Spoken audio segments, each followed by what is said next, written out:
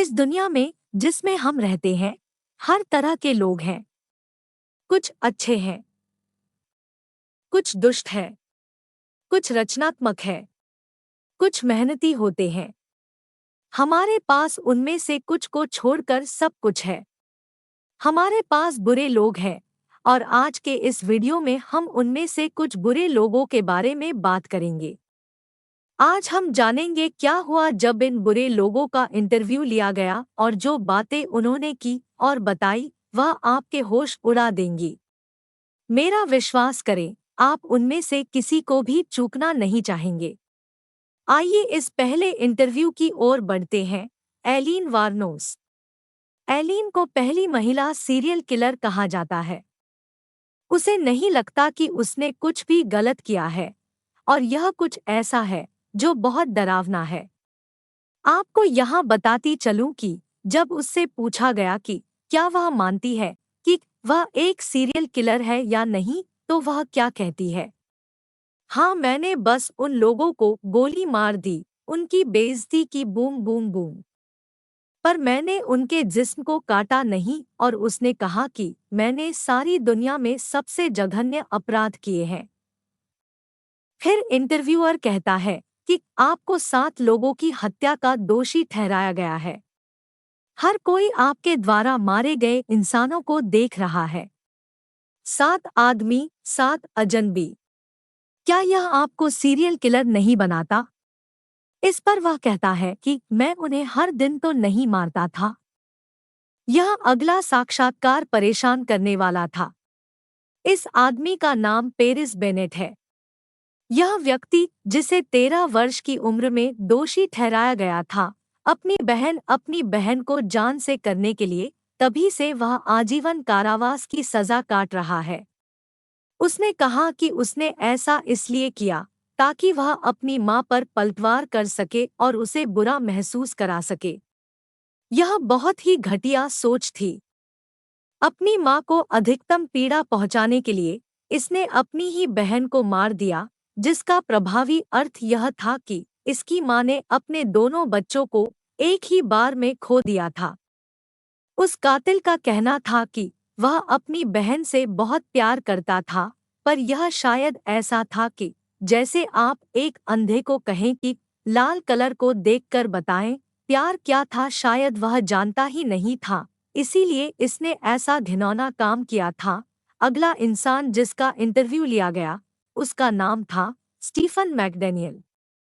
इस शख्स ने 2011 में अपनी पड़ोसी और सहपाठी लॉरेन की जान ले ली थी। उसकी पूरी योजना कुछ इस प्रकार की थी जिससे वह कभी भी कानून द्वारा पकड़ा ना जा सके। पर भगवान का शुक्र है कि उसका यह सपना पूरा नहीं हो सका और कत्ल करने के बाद वह पुलिस द्वारा पकड़ा गया।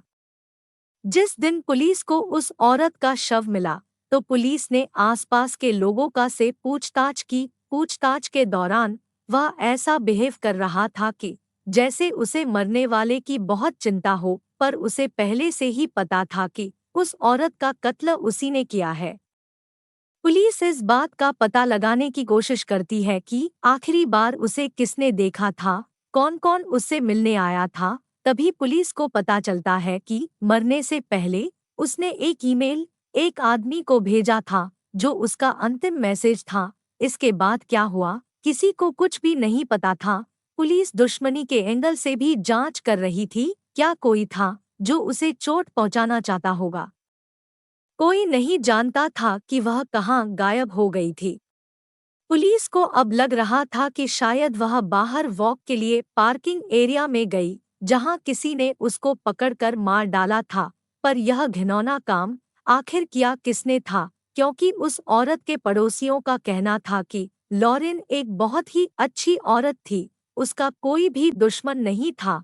पर जब पुलिस ने स्टीफन से पूछताछ की तो उसका बिहेवियर पुलिस को बहुत अजीब लगा, तो पुलिस ने उससे काफी सख्ती से बात की, जिस पर स्टीफन ने लॉरेंस का कत्ल करने की बात को स्वीकार कर लिया। इसके बाद एडमंड केम्पर का इंटरव्यू लिया गया।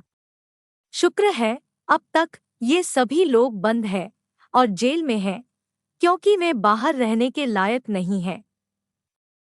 लेकिन यह आदमी एडमंड केम्पर एक अमेरिकी सीरियल किलर है जिसने 15 साल की उम्र में अपने दादा दादी के मर्डर के साथ शुरुआत की और फिर बाद में 8 और लोगों से कहा कि जब मैं 8 साल का था तब से मैं अपनी मां को मारना चाहता था, पर मुझे मेरी इस सोच पर गर्व नहीं है। इसकी शुरुआत गैर मानवीय स्तर पर सरोगेट से हुई। पहले उसने तोड़फोड़ करना शुरू किया, कोई भी चीज होती वह उसे तोड़ दिया करता था, इससे उसे बहुत अच्छा लगता था। फिर धीरे धीरे उसने जानवरों की हत्या करना शुरू कर दिया। पहले उसने चींटियां मारी, फिर धीरे धीरे वह और भी जानवरों को मरने लगा था। इसके बाद वह अपने दादा दादी के साथ रहने के लिए पहाड़ों में चला गया था। फिर 10 महीने बाद पहाड़ों में रहते हुए उसने अपने दादा दादी की बहुत ही बेरहमी से हत्या कर दी थी। अपने दादा दादी को मारने के बाद वह पहाड़ों में अकेला रह गया था, जिससे उसका दिमाग और खराब होने लगा। उसको लगता था कि दुनिया के हर आदमी ने उसको उसके दादा दादी को मारते हुए देख लिया है और अब वह सब लोग उसको पकड़ने के लिए इस पहाड़ पर आ रहे हैं।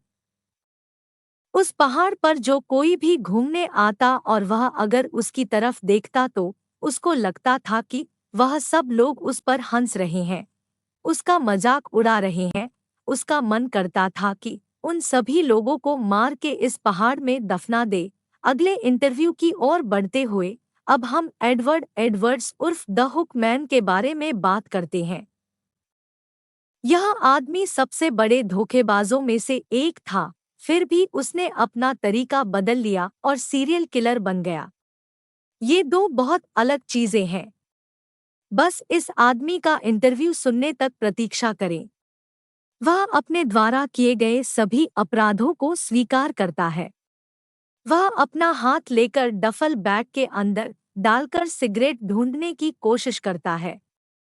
फिर कुछ सोचते हुए वह कहता है कि मैंने जो कुछ भी किया उसके लिए मैं मृत्युदंड चाहता हूँ।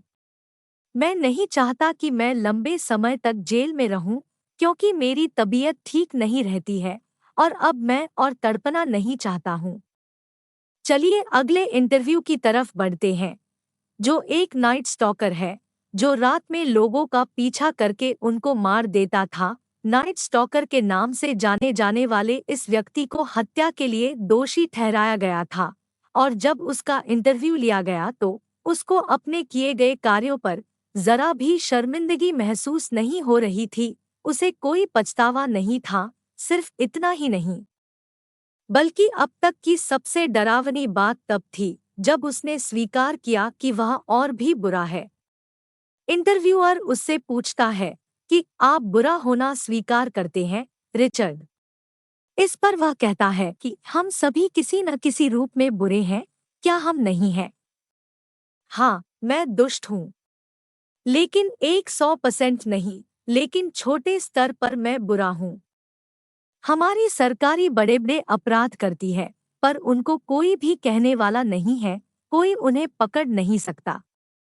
यदि आप गहराई से देखें तो मनोरोगियों में भी भावनाएं होती है, लेकिन अगर होती तो फिर शायद वह ऐसा घिनौना काम नहीं करते। चलिए अब लियाम मैककेस्नी के बारे में बात करते हैं।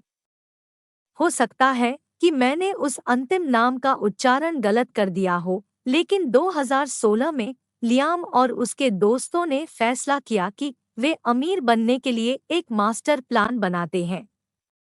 उन्हें नहीं पता था कि यह अब तक की सबसे मूर्खतापूर्ण योजना थी। उनकी दोस्त सारा को उसकी मां से बहुत सारा पैसा मिला हुआ था। जब उसकी मृत्यु हो गई तो लियाम और उसके दोस्तों ने फैसला किया कि वे सारा का जीवन समाप्त कर देंगे और उसके सारे पैसे ले लेंगे। दुख की बात यह है कि इन्होंने बेरहमी से सारा का कत्ल कर दिया, लेकिन शुक्र है कि ये दोनों बंद है और उन्हें कुछ नहीं मिला। हालियम पकड़ा गया था। एक दोस्त ने गुप्त रूप से उसे कबूल करते हुए रिकॉर्ड किया था कि उसने पैसे के लिए सारा का कत्ल कर दिया है। शुक्र है इस दोस्त ने अपने कातिल दोस्त की जगह अपनी दोस्त सारा को चुना और उसकी मृत्यु का सारा सच पुलिस को बता दिया। उसकी वजह से सारा को इंसाफ मिल सका और स्पष्ट रूप से यह कातिल आदमी किसी भी चीज का हकदार नहीं है। आइए आपको बताते हैं कि उस क्लिप में क्या था। उस क्लिप में वह कह रहा था कि हम दोनों साथ में घूम रहे थे, फिर हम बैंक गए, उसने कुछ पैसे निकाले, उसके सारे पैसे नहीं निकाले, हम इसकी गिनती कर रहे थे और फिर वह सामने के दरवाजे से बाहर चलने के लिए चली जाती है। तभी मैं उसका गला दबाता हूँ, उसे खींचता हूँ। मेरी सबसे बड़ी समस्या वह कुत्ता था जो यह सब होते हुए देख रहा था। उसे मारने में मुझे आधा घंटा लग गया। मैंने सोचा कि मैं जल्दी ही सारा का गला घोंटकर वहां से निकल जाऊंगा। चलिए अब वीडियो को समाप्त करने से पहले एक आखिरी इंटरव्यू के बारे में बात करते हैं, जो यकीनन उन सभी में से सबसे अधिक परेशान करने वाला वीडियो है। John when गेसी। यह आदमी 1970 के दशक से लोगों की हत्याएं कर रहा था, जो 2017 तक जारी रही। उसने आखिरी कत्ल 2017 में किया था। जॉन अपने आसपड़ोस के कार्यक्रमों में जोकर की तरह तैयार होकर जाता था। 1978 में एक बार गेसी पकड़ा भी गया था, पर सबूतों के अभाव में उसे पुलिस को छोड़ना पड़ा। और यह बिल्कुल पागलपन है, क्योंकि सब कुछ 1970 के दशक में शुरू हुआ था। यह जानकर बहुत परेशानी होती है कि इस व्यक्ति ने 30 से ज्यादा लोगों का कत्ल किया था। और वास्तव में गेसी ने इस विषय पर एकमात्र इंटरव्यू तब किया था जब उसे फांसी होने वाली थी। वह हर किसी को यह समझाने की कोशिश करता रहा कि वह निर्दोष है, फिर भी यह स्पष्ट रूप से साबित हो गया था कि वह निर्दोष नहीं है। यह आदमी पागल था। उसने कोर्ट में कहा कि वह एक सच्चा इंसान है और उसने किसी का भी कत्ल नहीं किया है। कोर्ट को पुलिस द्वारा वर्ग लाया जा रहा है और कोर्ट एक मासूम इंसान को मौत की सजा सुनाने वाली है। तब पब्लिक प्रोसिक्यूटर ने जज से कहा कि माय लॉर्ड, यह एक ऐसा राक्षस है जो मासूम बच्चों को रोड से उठता था और उनको मक्खियों की तरह मार कर खा जाता था। निस्संदेह वह आदमी उन सभी बच्चों का कातिल था। सारे सबूतों को देखकर जज साहब ने उसको मौत की सजा सुनाई। सो गाइस, इनमें से कौन सा इंटरव्यू आपके लिए सबसे अधिक परेशान करने वाला था? इस वीडियो से मिलते जुलते और भी वीडियो देखने के लिए मेरे चैनल को सब्सक्राइब और लाइक करें और मैं आपसे अगले वीडियो में मिलूंगी। तब तक के लिए गुड बाय।